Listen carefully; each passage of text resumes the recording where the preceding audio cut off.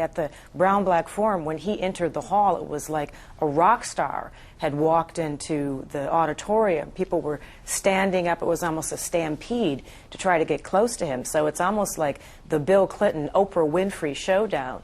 The use of Oprah Winfrey in this state is particularly strategic. Her program is the most watched program in the state of Iowa. When you look closely at her viewership here, it's women over 50. And, you know, Iowa is a very conservative state. There are a lot of stay-at-home moms. There are a lot of people who watch Oprah. And when you look at Bill Clinton and Oprah Winfrey, both celebrities, but celebrities that touch people in very different ways. Bill Clinton, a former president. Oprah Winfrey, someone that many voters, many people, many women in that key demographic look at and see as almost as a friend. And, of course, women over 50, that's Hillary Clinton's strength in Iowa. That's what she wants to be her strength. She wants to get those women who have not caucused before to get out there. Also, Oprah Winfrey, it's not just about the women's vote. She touches women in a unique way, in an empowering way. She can bring new people into the process. We just know a little bit about Oprah's impact because the Pew Research Center actually did a poll in September asking what Oprah's support for Obama would do. And the findings are, you know, they're kind of half of this, half of that, but they do suggest that her support helps Obama with Democrats in general, with women, and with African Americans. Bill Clinton, one of the best campaigners in the history of American politics, an asset to the Clinton campaign. This week, even members of Hillary Clinton's own campaign staff got upset. He went on the campaign trail and offered these comments about the Iraq War. Even though I approved of Afghanistan and opposed Iraq from the beginning, other campaigns couldn't wait to put out this comment from back in May of 2003. I support the president when he asked the Congress for authority to stand up against weapons of mass destruction in Iraq. The president's comments got a lot of play across the country, David. Yeah, and I think a couple things here. Obviously, Bill Clinton, anytime he's above the fold in the Washington Post or the New York Times instead of Hillary Clinton, that's not a good day, obviously, for the campaign. Besides that, it plays into the Barack Obama narrative that they're trying to form here, which is the baggage of the 90s with the Clintons. And every time he has a, quote, misstep, so to speak, it plays into that. You know, I've been thinking about this. It really seems like Bill Clinton's like Allen Iverson in basketball. You know, he's a great player, Hall of Famer, the fans love him and everything, but sometimes he misses practice, and, you know, you take the good with the bad, and it's really an interesting scenario. They call Iverson the answers. So. Yeah, well, that's a good point. And the question is, what is the answer to what a lot of Democrats don't like about George Bush? You know, the certainty of George Bush or the stubbornness of George Bush. Is the answer what a lot of critics of the Clintons say, a Clintonian way to approach issues, sort of too cute by half, a little calculating? And that's what his answer appeared to be on the Iraq War. It's what her answer appeared to be on the driver's license questions in the debate in Philadelphia. So it's a reminder of what some people who don't like Hillary Clinton don't like. Let me turn to the Republicans. Des Moines Register poll out this morning. Look at these numbers. Mike Huckabee is now the front runner in Iowa at 29, up from 12 in October.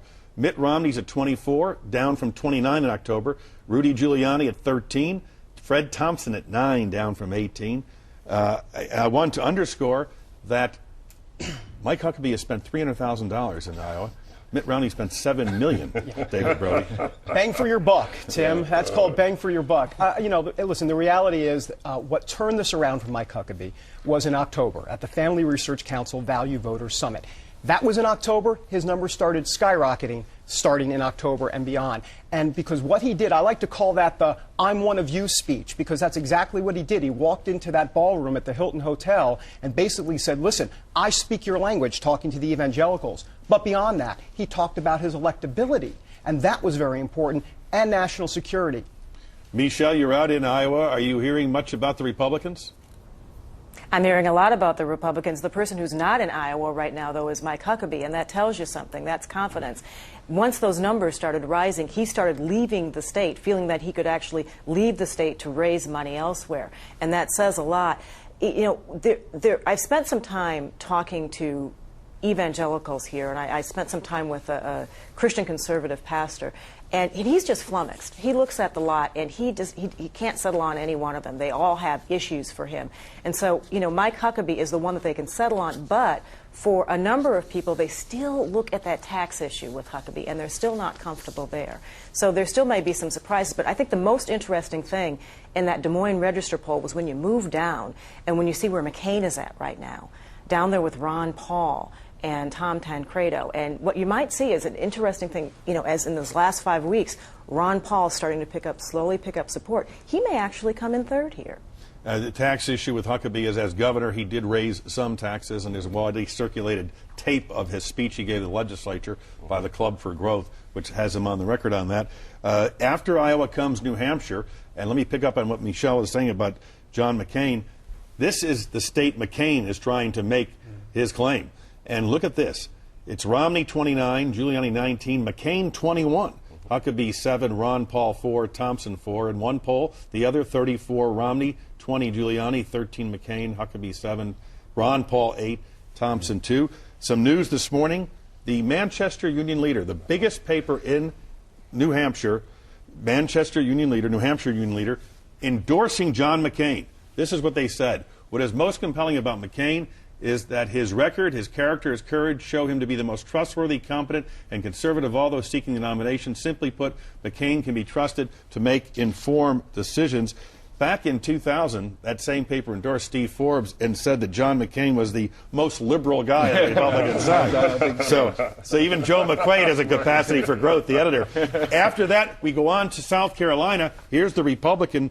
Now, look at this. Thompson is at 15, Giuliani 9, McCain 11, Romney 17, Huckabee 13, Paul 6, undecided 28. This is wide open. I spoke to a prominent Republican who said that if you go Christmas 06 to Christmas 07, the field is more chaotic, more fluid than it was in Christmas 2006. You show those polls, Tim, and a couple things leap out. One is there's different figures in every state.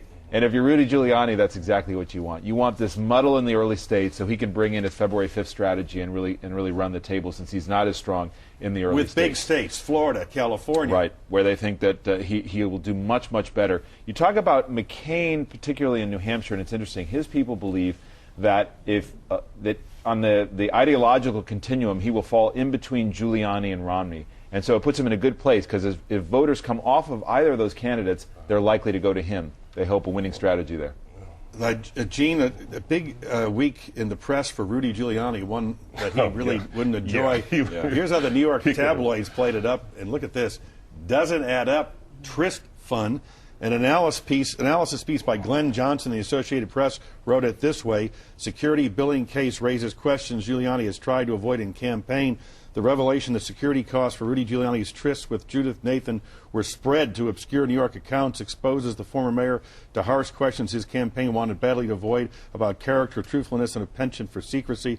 Conservatives who are already troubled by Giuliani's support for abortion rights and gay rights have further reason to wonder about the thrice married candidate's morality. Republicans seeking a candidate who can challenge Democratic Hillary Rodham Clinton on issues of integrity may feel betrayed. I think you'd have to say the worst moment of the week was when Bernie Kerik came out and said, "Oh, it was just fine," and in support of Giuliani. That's not what you want to have happen. You don't want Bernie Kerik as your character witness, I think. And I think it goes to the authenticity issue, because Giuliani has said all the time on the campaign trail that this is what he's about. I'm not going to lie to you. I'm a straight shooter. I'm not perfect. I'm not perfect. But if this is a trickle story, and all of a sudden we're talking about this in a month, then all of a sudden, all bets are off on that argument, and that could be the most problematic thing. Again, it becomes a practical argument as well. In the general election, are evangelical voters who punished George Bush for his drug driving record and sat home, are they going to do the same to Rudy Giuliani? Are women going to migrate toward a candidate who has an estranged relationship with his adult children?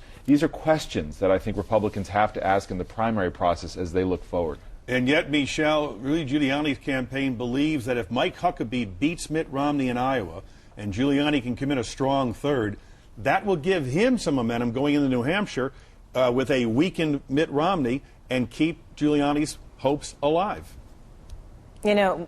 months ago, people were saying that the Giuliani strategy was just crazy. That that he wasn't spending enough time in Iowa, and this sort of 3-point shot that he was hoping to make by surging late out of South Carolina, heading into that Tsunami Tuesday on February 5th was just nuts.